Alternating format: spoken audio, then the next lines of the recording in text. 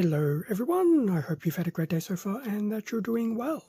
For this video we'll be continuing through our walkthrough of Imperium with issue number 20, and Imperium is set for the Warhammer 40,000 setting. So finally moving into the 20s range. Hard to imagine I've already gone through, well, by the end of this walkthrough, 20 issues of Imperium. Definitely accumulated a good amount of plastic for 2 armies and some terrain, so it's definitely been a fun experience. Anyway, getting straight into it, front of the issue of Imperium number 20, have a shot of the Emperor of Mankind on the frozen, why did I suddenly say frozen throne? Golden throne! Wrong series. Although that would be weird. Emperor of Mankind crossed with the Lich King. Anyway, that was fun. Emperor of Man, Golden Throne. In terms of the issue, I was going to say episode, it's a really weird day today. So this particular issue will have 2 paints included, so no extra plastic here. So we will find out what we can do with these 2 bottles of paint. Learn some information about the Emperor of Mankind on the Golden Throne. And there'll be some expanded rules.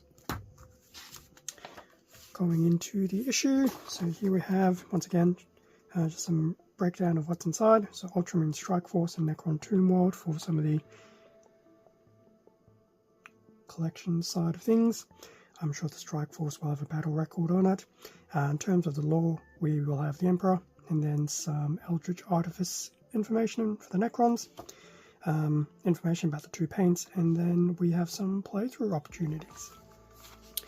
Ultramarine Strike Force, so obviously there will be some random generations for how to name your Strike Force, and of course there is a bit of a battle record here on it, which isn't too surprising, but does help you structure the Strike Force, I guess, which isn't necessarily a bad thing.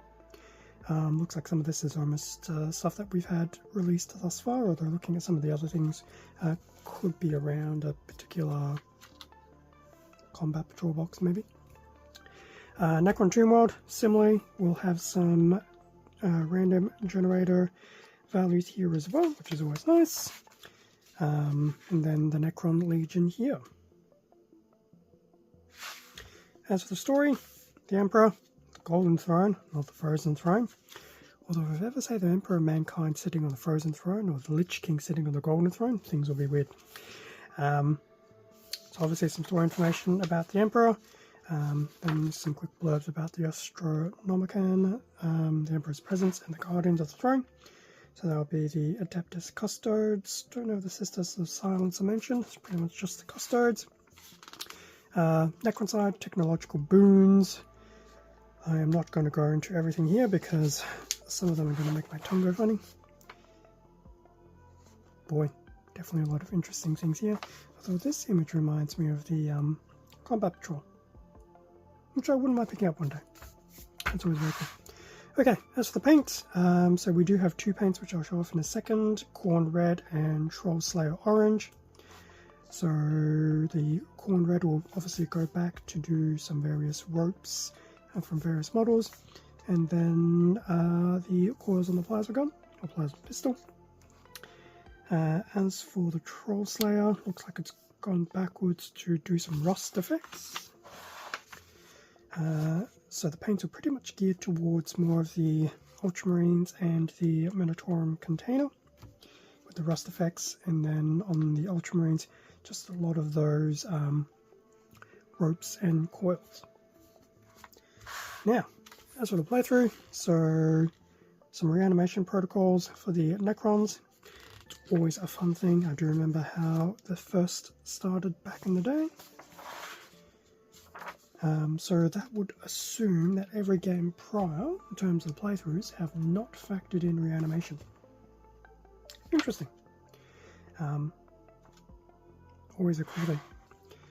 In terms of playthrough, just going through some of the rules references for what's involved. And then pretty much more of a breakdown of the phases again. So the psychic phase, shooting phase, the attack sequence, weapon types, which I'm pretty sure I'm going to have to refresh my memory on.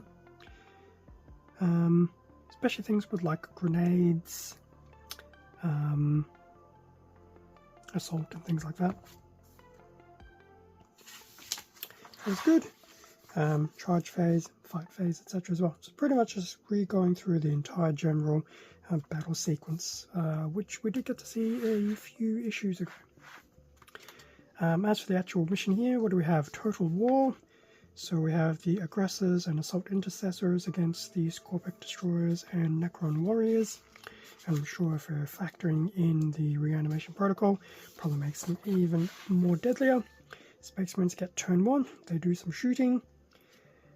There's no psychic phase here, so there's obviously no psychers, but it does look like the reanimation protocols get triggered. Then going into Space Marine charge phase, and then Necrons turn 1. And then obviously just keep playing through until the end of the actual little mission. Always good to see these things. The War in Cyphos, this is pretty much just a running summary of what to expect for basically the next 20 issues. So we get to see a decent amount of the Mechanicus come through, and I'm sure there'll be plenty of Necrons to bolster the Necron forces as well. So probably for the next 20 issues, don't expect too much in the way of Space Marines, but definitely expect a decent amount for the Mechanicus. Now there could be the appearance of the Adeptus Sororitas. I'm not too sure if it's going to be in these 20 issues or not, but time will tell. As for the back, so the coming soon preview isn't anything too surprising, given I think issue 19 did a 2/3-parter. So issues 21, 22, very much Mechanicus themed, and you'll basically be part 1 and part 2 of what I assume is a 10-man squad of Skitarii Rangers. 2, 3, 4, 5, 6, 7, 8. It does appear to be 10. So that'll be cool. Interesting to see how that pans out. I've obviously never painted anything from the Adeptus Mechanicus, so I do look forward to seeing how these actual models look to begin with.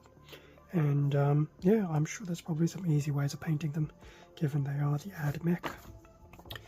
That was the run through of issue number 20. Quickly looking at the 2 paints included. So we've got this bottle of base Khorne red, and then we have this layer of Trollslayer orange. So 2 bottles here, very nice.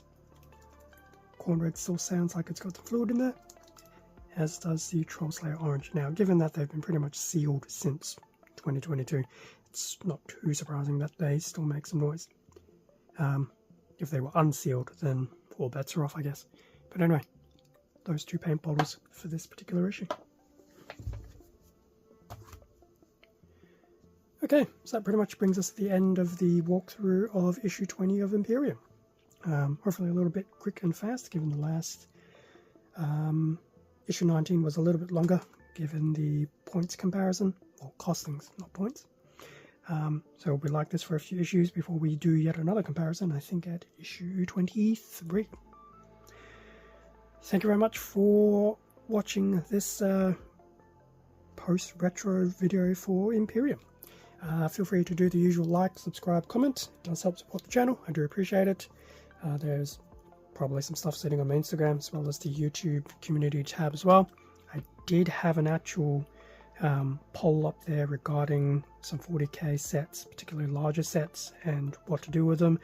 Apparently the only answer there is pretty much a case of, regardless of the size, do an unboxing, just make it work. So I'm still trying to digest that particular answer, but once again, the poll was public, so there's not much I can do other than try and follow through. Anyway, leaving it there. Stay safe and take care, and I'll catch you all in next week's Imperium walkthrough or something else on the channel. See ya.